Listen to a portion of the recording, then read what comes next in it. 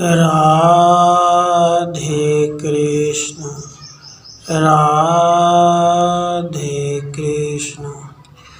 जरा राक्षसी का अपना परिचय देना और उसी के नाम पर बालक का नामकरण होना।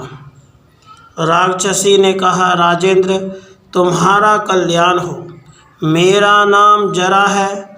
मैं इच्छा अनुसार रूप धारण करने वाली राक्षसी हूँ और तुम्हारे घर में पूजित हो सुखपूर्वक रहती चली आई हूँ।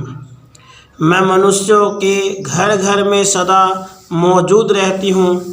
कहने के तो मैं राक्षसी ही हूँ, किंतु पूर्व काल में ब्रह्मा जी ने गृह देवी के नाम से मेरी सृष्टि की थी और उन्होंने मुझे दानवों के विनाश के लिए नियुक्त किया था। मैं दिव्य रूप धारण करने वाली हूँ, जो अपने घर की दीवार पर मुझे अनेक पुत्री सहित युवती स्त्री के रूप में भक्तिपूर्वक लिखता है, मेरा चित्र अंकित करता है, उसके घर में सदा वृद्धि होती है, अन्यथा उसे हानि उठानी पड़ती है।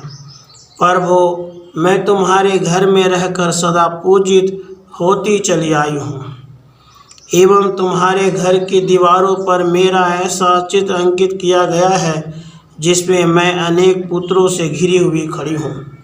उस चित्र के रूप में मेरा गंध, पुष्प, धूप और भक्ष्य भोज्य पदार्थों द्वारा भली भांति पूजन होता आ रहा है।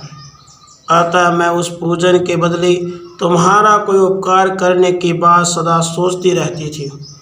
धर्मात्मन, मैंने तुम्हारे पुत्र के शरीर के इन दोनों टुकड़ों को देखा और दोनों को जोड़ दिया।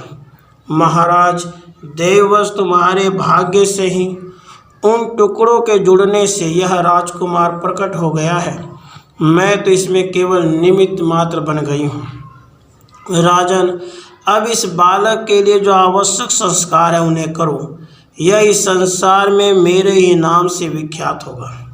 मुझ में सुमेरु पर्वत को भी निगल जाने की शक्ति है, फिर तुम्हारे इस बच्चे को खा जाना कौन बड़ी बात है।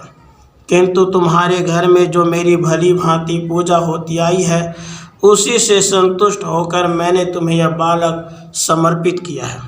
श्री कृष्ण भगवान कहते हैं, राजन, ऐसा कहकर जरा राक्षसी वहीं अंतर्धान हो गई और राजा उस बालक को लेकर अपने महल में चले आए।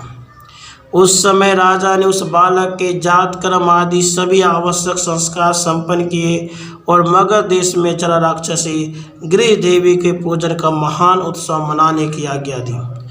ब्रह्मा जी के समान प्रभावशाली राजा बृहद्रथ ने उस बालक का नाम रखते हुए कहा, इसको जरा ने संधित किया है अर्थात जोड़ा है, इसलिए इसका नाम जरासंध होगा।